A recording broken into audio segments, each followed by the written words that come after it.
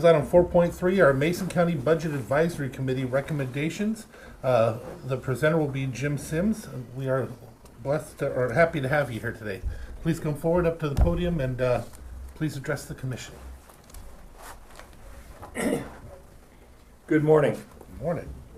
In May, the commissioners appointed a Citizens Budget Advisory Committee to examine county budget priorities with attention to legislative mandates, to consider how to close the funding gap between revenue and expenditures, to consider potential new revenue sources and revenue options, and to consider alternative budget methods, and to develop recommendations regarding better management of expenditures and revenue.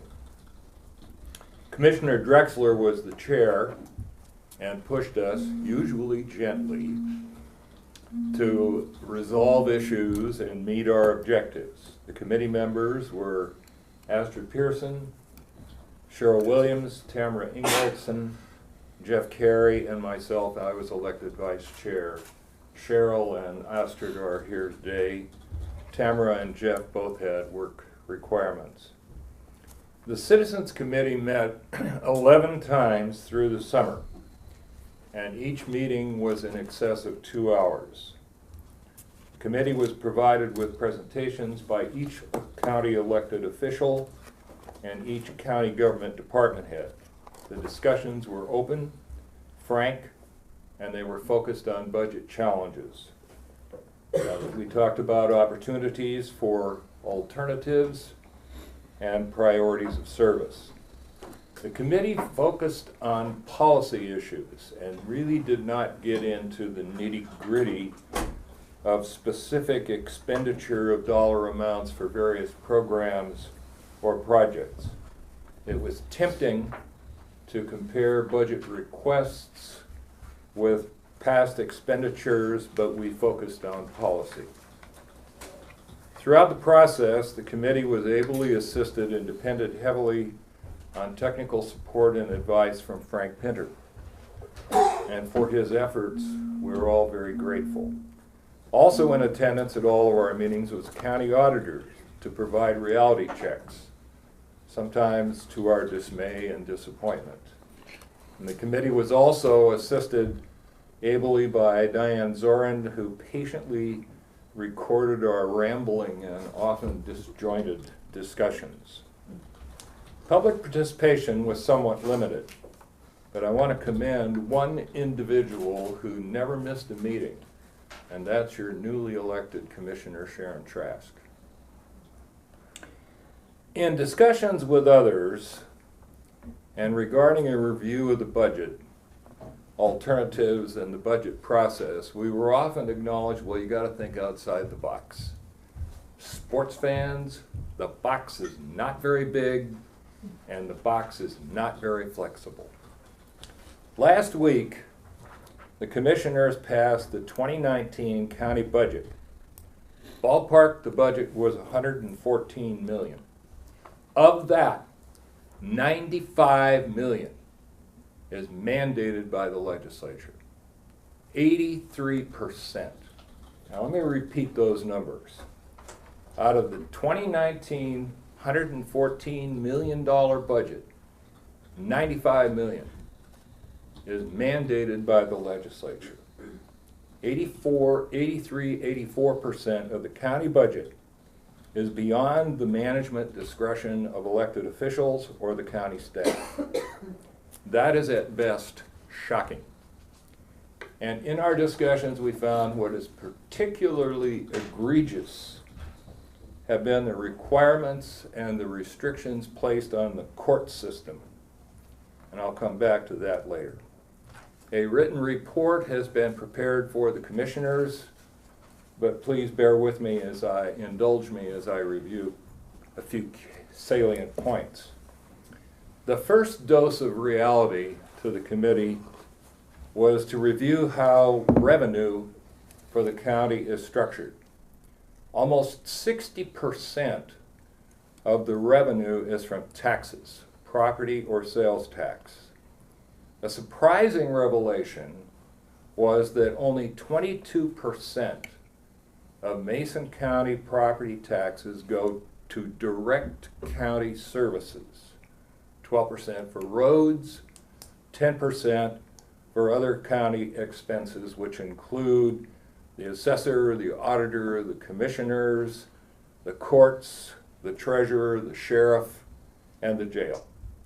Almost 80% of property taxes in Mason County go to the state, to education, libraries, fire, and EMS.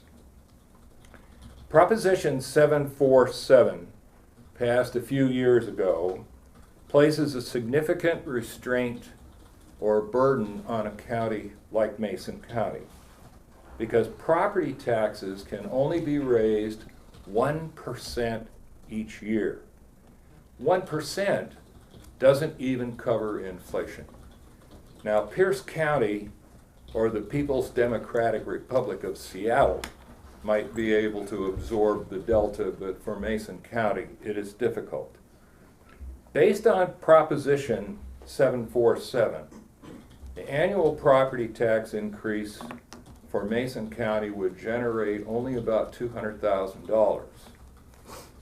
To illustrate the impact, if the county were to provide a 2% salary increase to county employees, the cost would be $920,000. It can't be supported with property taxes, existing tax. The gap between revenue and expenses can't be covered entirely by county government without the assistance and the support of citizens, if the services provided by the county are to continue as they are provided today.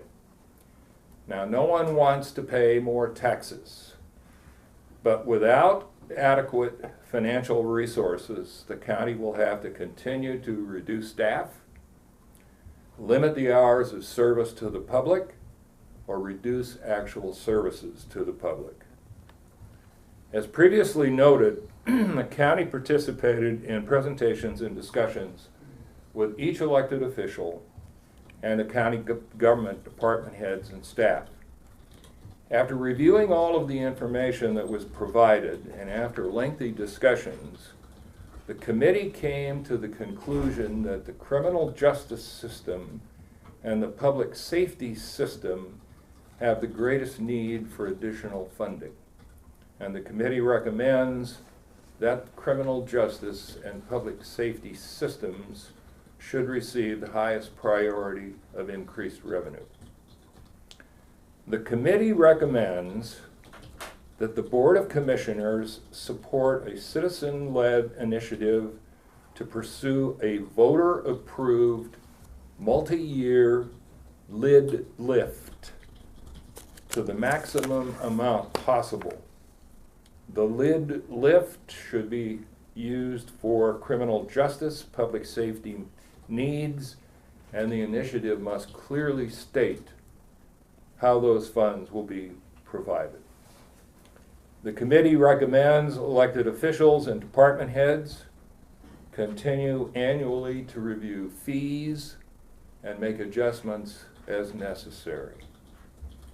The committee recommends that elected officials and department heads aggressively pursue all available grants and partnerships. For example, just last month, Tacoma Metro Parks received a $500,000 grant for playground equipment.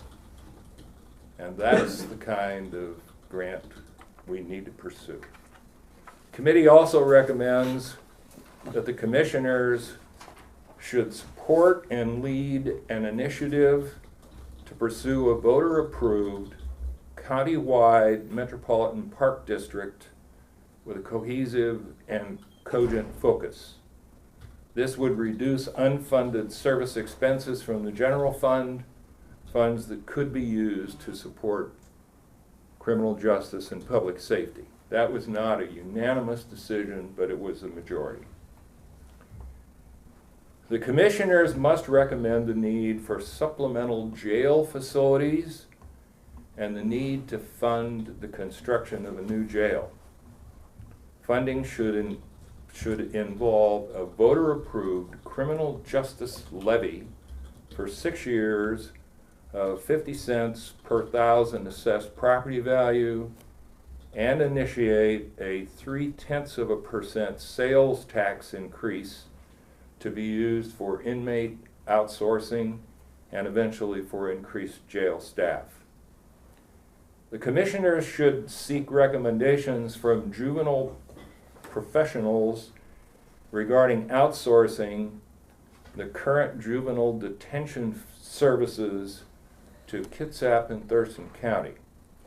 We know this will be controversial, but it should be studied and a cost-benefit analysis completed. Commissioners should provide opportunities for county employees to work more efficiently by continuing to move forward with more productive electronic advancements to improve, to simplify, and to expand services. And the commissioners should implement a county-wide policy to limit or restrict reimbursement for unused comp time. We know this is a matter of subject for contractual negotiations between the county and bargaining units, but it is a practice that's been in place for some time. But the members of the Citizens Advisory Committee feel very strongly that this is not the proper expenditure of public funds. Do either Cheryl or Astrid have anything to add? Yeah, I'd just like to point out. We need you to come up to the podium. Need to record it.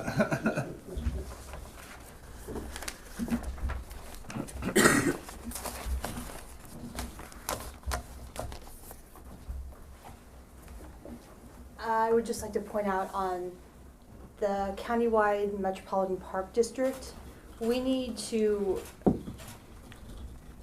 maybe make it more palatable, I don't know if that's the right word, or easier for voters to understand. So we really need to put a lot of work into that if we're gonna pass it. And the other thing is, for the criminal justice levy for 6 years at 50 cents per thousand and the 0.3, those have to go together. Because if you take just one, you can't get the full effect. Does that make sense? Yep. Okay. Astrid?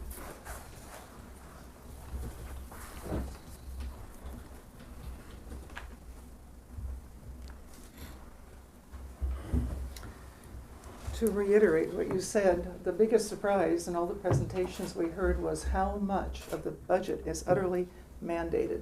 There's just no wiggle room at all, and the state is really fond of sending down mandates, but no cash to go with them, so counties have to absorb it. That's like really hurtful.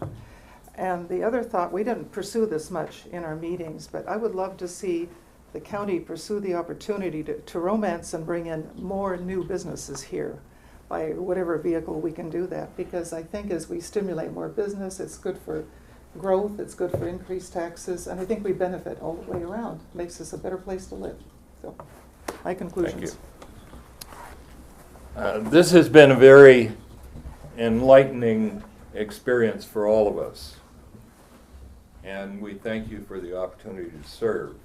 We sincerely hope that our efforts have been of some value. I must say there were some evenings this past summer when it would have been more comfortable to enjoy a margarita or an iced tea on the deck, but these committee members took their responsibility seriously and they gave up a lot of personal time. For me, it has been a genuine honor to be part of this team. Questions or comments? Commissioners. Well, I just want to take this opportunity to thank members of the committee. We had an ambitious schedule.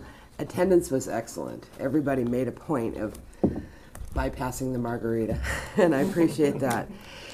And I think what was really important, and I just want to stress, was each one of the members brought a very unique set of skills and viewpoints. So it made for a very, very great discussion. I appreciated your attention to the mandated versus discretionary services. That, I think, was what really needed to be identified, and in your report identified that was the big shock. The whole idea of living within our means was maybe a starting point for the group, but quickly realized that so much of the discretionary decisions were out of anybody's hands. I appreciate especially the leadership shown by the committee to say we need to get this information out to the public. And I appreciate that. You know, the group of 5 or 6 people to have this information and not have the rest of the public know that our hands are tied in so many ways. I think that there's some really great recommendations. There's a very high hill. I want to thank you for making these issues public and helping us tell the public about these things. But if we were to go forward with votes or with ballot issues and initiatives, if this group was, then we're going to need that citizen involvement in understanding, because there will be some tough choices between voters with a lot of other more attractive, more tangible voter propositions ahead of them, of things like fire stations and those sorts of things. And so it's very tough to get the kind of attention for the types of needs here, especially when we're talking about court systems. Public safety does tend to have ring a bell with a lot of the citizens, but some of the other essential functions of government just don't get that kind of attention. So all I have to say is thank you very much for your work, and stay with us as this group goes to the citizens if they choose to adopt your recommendations. Mr. Chair, thank you. Just my heartfelt thanks to Jim Ostrad and Cheryl and the entire advisory committee. I'm very much looking forward to reading the full report and looking for opportunities to implement your recommendations. I think it was a tremendously thoughtful process, and one that I think if we take it to heart and really look at your recommendations, can be very fruitful for the county going forward. I think your presentation this morning puts the finances of county government in perspective, in a perspective that a lot of people aren't maybe accustomed to hearing, and I think that's greatly appreciated. And I do think that when we get back in January and have an opportunity with the new commission being seated to take a look at these recommendations, I think we're going to have a busy year in front of us, and it certainly feels like a week removed from adopting the 2019 budget. The 2020 cycle has already started in earnest, but that's work that I think we embrace and look forward to getting after on behalf of the people. And this is not an end so much as it is at a beginning of having that conversation with our community about the level of government that we're able to provide with the resources that we have. And we need to be open and honest about the limitations that we have currently and the opportunities that are in front of us. We've taken steps this year to address some of the issues that were brought forward as recommendations, but I'm certainly excited to continue to work on making the improvements that came forward as part of this process. So thank you. And again, thank you for all your hard work. You worked your rear ends off. You know, us as commissioners, some of the numbers that you presented about how much of the tax goes to us, we know, but the public doesn't know. Maybe now that you have it, the public will learn it from you. I can't tell you how many times everybody says, you know, I paid $10,000 in taxes and I get this. Well, it didn't come to us. We had our small little portion that came to the county, and out of that there are things that are mandated, of which we have so little control over. And the idea that the cost of everything goes up, but what the county actually puts on as a burden is usually extremely small because we're limited by our 1%. So you as the public having that and getting it out there is very, very important. I have a couple of questions for you here. You made a mention of a citizens-led voter approve levy lid lift. What would that look like? You know, it's got to be, as was pointed out, it's got to be a team effort. County government, staff, especially by citizen-led, the initiative has to come from the citizens, not necessarily from the county commissioners, not necessarily from the courts, who will be viewed as feathering their own nest or protecting their little piece of turf. And I think that with the variety of citizen organizations in the county, service clubs, and various others, that we can get the word out. The drafting of the initiative will have to be done by government, but I think pushing it for approval and the impact. The presentation that we got from the courts was shocking. It was really shocking. And just last week, Sheriff Salisbury told me that the Ninth Circuit Court of Appeals has just made a ruling that prisoners, accused individuals cannot be shackled in the courtroom or to and from the courtroom. Now, all of a sudden, you know, you've got more requirements on the deputies to escort prisoners, that you gotta scratch your head and say, well, maybe people in San Francisco don't need it.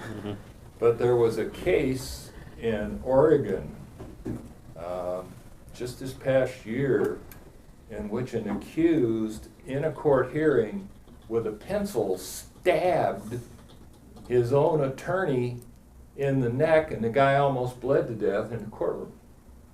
But those kind of impositions, just sometimes it doesn't make any sense. But for the courts, the legislative levy mandates are particularly egregious. They can't pay for it. And I don't think citizens understand. I mean, the cost of justice is extraordinary in a small county like ours. Yep. One other question is on the Park District that you are recommending. Are you talking about the county divesting all their properties to this district? Or are you talking about a park district like what the city put together, to where they went out for a tax credit to a district and used that money for parks specifically? I think that it's probably the former. That if you're, as you know, the park district proposal was rejected by the voters a year or 2 years ago. And that's probably because it wasn't properly explained what the benefit was, what the impact was, and what the service improvements are possible in the process. So I think the answer is probably countywide, to look a lot like the Port Commission.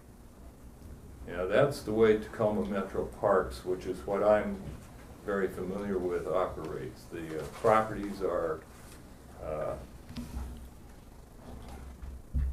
city-owned, Parks District operated. Yep, well, that's a good model. At least it's working for them. And again, so thank you so much for all the work that you've done, and I do look forward to it, because we haven't seen the full presentation of what you have. I do look forward to it, and we will be taking it up in the new year, and be excited to see what we can do out of it. Thank you. Thanks for Thank the you for opportunity. everything. Thank you. Thank you very much. Okay.